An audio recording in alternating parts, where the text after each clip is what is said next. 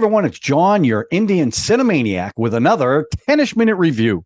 So the last 10-ish minute review I did was Dead Reckoning, Mission Impossible. Not a lot of you had a lot of interest in that, so I guess I got to stay away from those. I still like the movie, and I hope you guys go to see it. I also hope that you subscribe, hit the notification button, and as always, smash that like button. So the film I'm going to do today is a cricket movie, and it's called 83. It's 2021. It's about the World Cup, the Cricket World Cup. So last night I was sitting around, and I've gotten a lot of recommendations. So I added a bunch of movies to my queue, and I happened to see that movie, and I really like Jersey and Lagaan, and it wasn't an overly long movie, and I didn't want to watch a really long movie last night, so I watched it, and I knew nothing about this in history. So that's why I decided to watch it. It was directed by Kabir Khan, and it starred Ranveer Singh from Padmavat, Deepika Padukone from Padmavat and Pathan, which is a current one I did.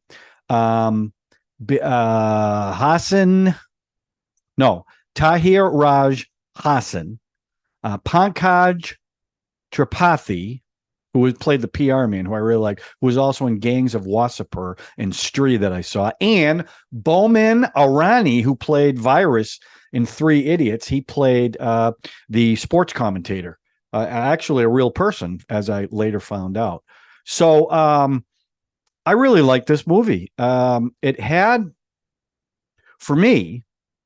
a little bit of Major League, if you're familiar with that movie about the Cleveland Indians, a baseball team. And it was not the goofiness of Major League, which was an outright comedy, where this was drama comedy, I would say. But it was the camaraderie of the guys on the team that reminded me of Major League. And they were underdogs, too, obviously. And that scene at the beginning where the PR, and I love his title, the PR man, who, by the way, looks like the real PR man, which I found out later, as does the lead actor. I know that wig was a little... I found his wig a little annoying, but he did look like the main character, the greatest player ever, or the guy who broke the Kapil, who broke the world record. There was a scene where he's getting a pass to let him into the stadiums for the World Cup, and it didn't include the Lords, which is where the championship is played. And that scene was really interesting because the English guys kind of laughed him off. And then he went back and he said this line, and I want to get this right. He says, 35 years, and after 35 years, we got our independence, and we still don't have their respect. And that's basically what this movie is about. It's not about cricket. It's about the Indian team getting the respect that they felt they deserved because they were underdogs. They probably should not have won. Oh, that's what everybody thought anyway, including some English reporter. I think his name was Firth, who ended up eating his words. He literally ate the article he wrote that if they were to win the championship, he'd eat his words. Well, they made him eat his words with a glass of wine. So that was kind of funny too. I just, the whole film. Oh, so wait a minute. So it had a Major League feel, but it also had, if you've ever seen Robert Redford's The Natural, which is a baseball movie. And it was some of the scenes where the ball goes crashing through the window, or he hits a sixer that goes over everything. So it kind of had that feel too. But I really, I thought it's funny. I read reviews on this, and they said the thing they didn't like about it was there wasn't enough cricket. There was a lot of cricket in this movie. Now, doesn't mean I understand the game a lot more. No, I'm starting to understand it more. But there are still things that confuse me a little bit about the rules. But it didn't really matter because it was David versus Goliath, like that West Indies team that they beat. I mean, those guys just were nasty. They were throwing the ball at them. They were bowling the ball at them, I should say.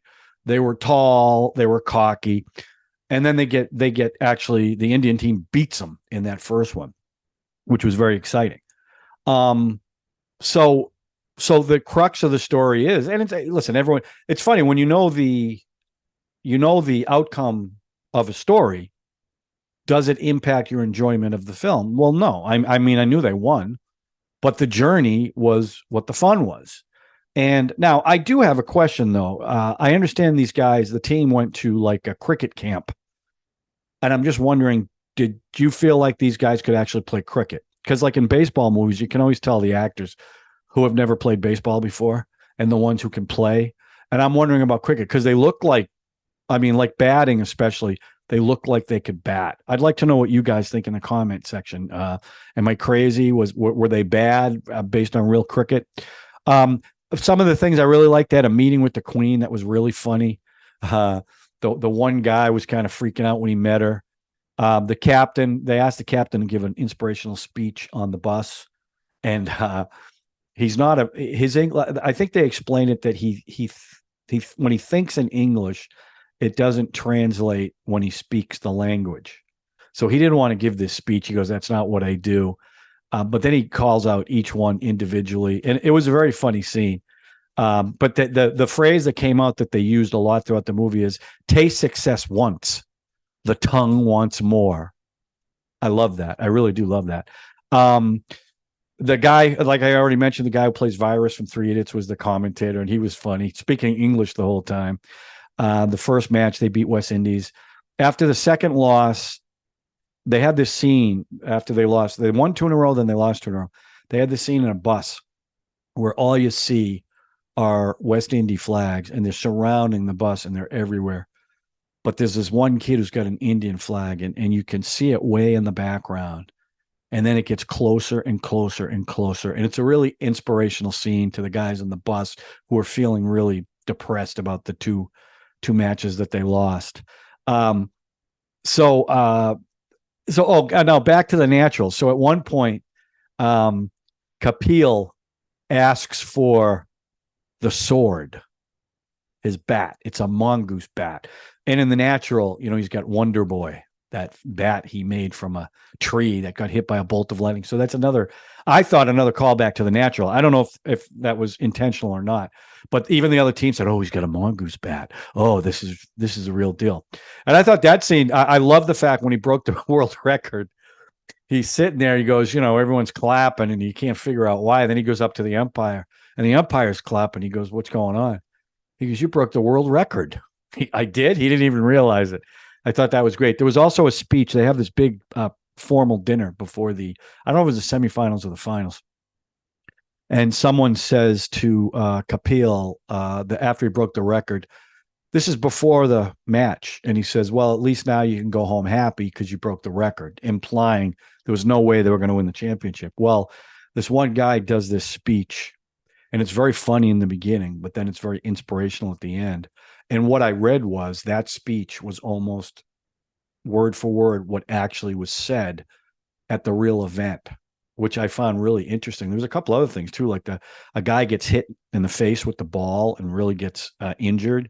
That actually happened. Because I was wondering how much leeway they gave to the story and how true to the story. Like for instance, the women in it. Was it true that halfway through the final, his wife left because she didn't think they were going to win? Yeah, dramatic license. I totally get it. And I don't believe it for a second. Now, someone tell me if it's true or not. Did she really leave, and could she not get back in and ended up watching on TV? I don't know. I mean, the story was about the guys. That's what I really liked, the camaraderie. Each one was a unique personality. But I really liked the movie. It was exciting. It kept my interest. And even though I knew the outcome, I was still rooting for them, and I was thrilled at the end when they won. And that scene where where all the fans just flooded the field, and then they were cutting back and forth between actual footage of it happening and the film version. I thought that was cool. And then the ending, because you got to stay past the credits because there's always something that happens. Well, in this one, they interview the real Kapil and the real PR man, and they started telling stories, and it was great. I loved it. It's so great to see the real person who still looks great. I understand there was a lot of sons of cricket players in this movie, but yeah, I got to tell you, I really enjoyed this film. So I'm glad I watched it. It was short and sweet, and I'm understanding cricket a little bit more. So that's it, and I think that should be right around 10 minutes. So if you haven't seen it, check it out and let me know what you think about it in the comments section. And while you're there, why not subscribe? hit the notification button. And you know what? Hit the like button just because. What do you say? I don't know what movie I'm watching next. I've got like 6 movies that you guys have recommended that it's available to stream. Oh, let me say one thing. Dangal. Okay? Dangal. I can't watch Dangal. It's not streaming anywhere with subtitles. I have a PO box. I've given it a couple of times. If you have it on DVD with subtitles and you want to send it to me, trust me, I'll watch it. I want to watch it. I'm dying to watch it. But right now I can't. Okay. So that's it. I don't know what the next film's going to be, but I'm sure it's going to be a good one. Thanks for watching, everybody. And we will talk to you soon.